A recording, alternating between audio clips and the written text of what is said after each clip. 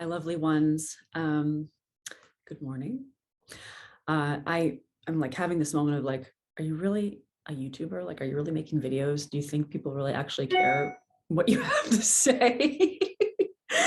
And the question is no. I don't know that anybody cares what I have to say, but I've had many insights about this process of Kundalini awakening and the syndrome that comes with it, that I need to share, because if they can just help one person, the things that got me through the deepest, darkest parts of this process, when I was, as I say, lying on the bed for months, unable to tell myself from the mattress because I had no concept of self, and I had no ability to like remember my past, my future, my name, my survival. Everything was kicked up because I was processing generations of trauma and collective trauma. And I don't say this like, oh my God, it was hard. I was processing stuff that was in the collective field. Like, I was actually purging this cellularly from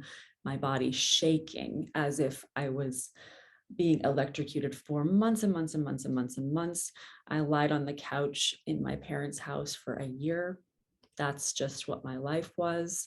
They would bring me food. So I don't mean this in a way where it's like, oh, we're spiritual people, so we're sensitive and we feel the collective. Like, I mean, when you're going through a Kundalini process, you are feeling in freaking sane. I'm not sure if YouTube lets you swear, but you know what I'm saying. You're feeling like you're dying, like you have no idea what's going on with you. You're feeling like you are being maybe possessed. You're feeling like you are going to be homeless. Many people lose everything. I lost everything. I lost my home. All my relationships changed. There was a period where all of them were gone. I don't know why it has to be so dramatic. I really don't. But it's asking us to, I freaking hate the word surrender, because we would all surrender if we could. Surrender happens when it happens, and there's no forcing it. So if you're someone who's been told to surrender and you're having a hard time with it, just give yourself a little love, because nobody wants to surrender into darkness. But it does happen. Like, you'd be crazy to want to surrender into darkness. Like, what the fuck is that?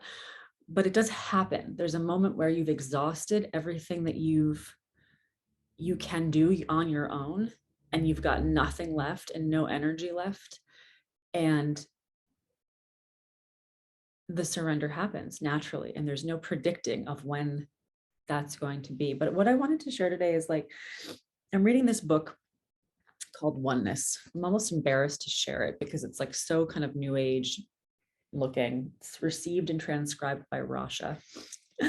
And she's talking about life themes coming to an end, and how, as a species, we really are going through a process of ascension, but it's not a leaving ourselves or our bodies or our physical space ascension. It's a lightening of our physicality, of the densities that have been stored from the past, so that we actually can be here as clear vessels to hear spirit and to know what our actions are that are for us to do in each moment, which may be nothing sometimes.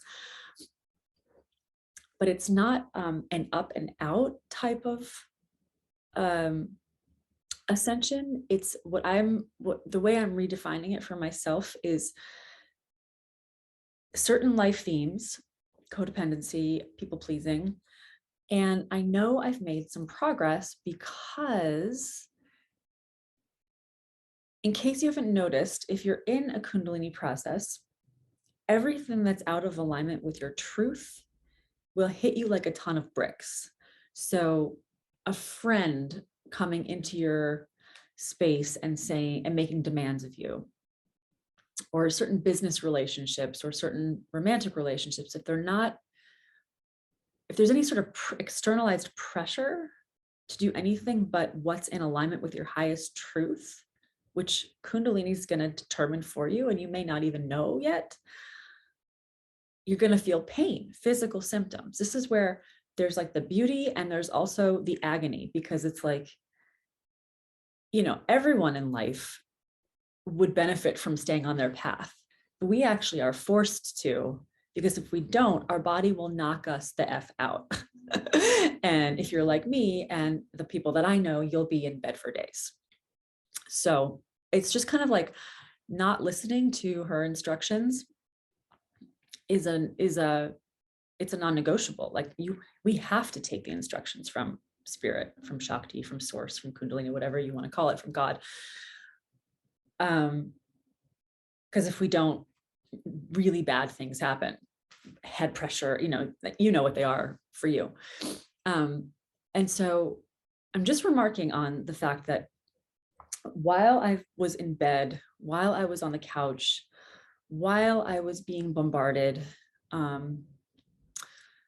there was something taking place, because even though it was imperceptible to me, because all I could feel and all I could see was darkness, there was something taking place, because now, having slowly emerged and stayed on my path and done the work to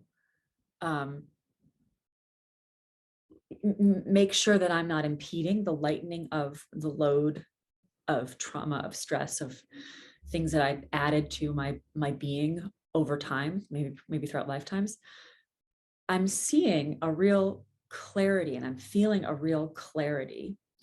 And I think this is the clarity that she's talking about in this book, where she's saying the densities that you will purge will enable you to be like a bell.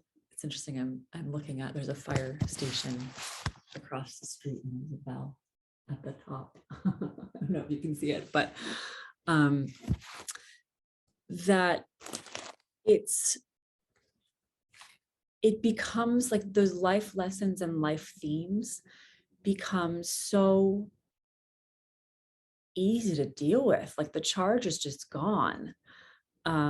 And it doesn't mean that they don't keep coming up, but you can tell Kundalini Shakti has done her work through you, for you, with your participation, because the charges aren't there to those specific life themes that perhaps could have defined your entire experience of being on this earth. So just sharing a little bit about that, in case you're one of the ones who's in the part of the process where you're on the couch and you're like, where the hell is this leading? Like, where is my life? What is my life? This can't be my life. I don't know how much longer I can go on. I don't even feel like I'm making progress. Go with it as best you can. Get through the day as best you can. Reach out, join our community. We're putting together resources that have helped us, tried and true resources that may help you. And be gentle with yourself. It will lessen, it will lighten, you will emerge, you will feel on purpose, you will feel joy, you will feel clarity, you will feel grateful for this. I know that's so hard to imagine. I hesitate to even say it, because there were times where I'd be like, why would I feel grateful for this? But my teacher said it to me. Thank God for them. And I'm going to say it now to you. So cheers. And here's to my first solo YouTube recording. Didn't think that was going to happen.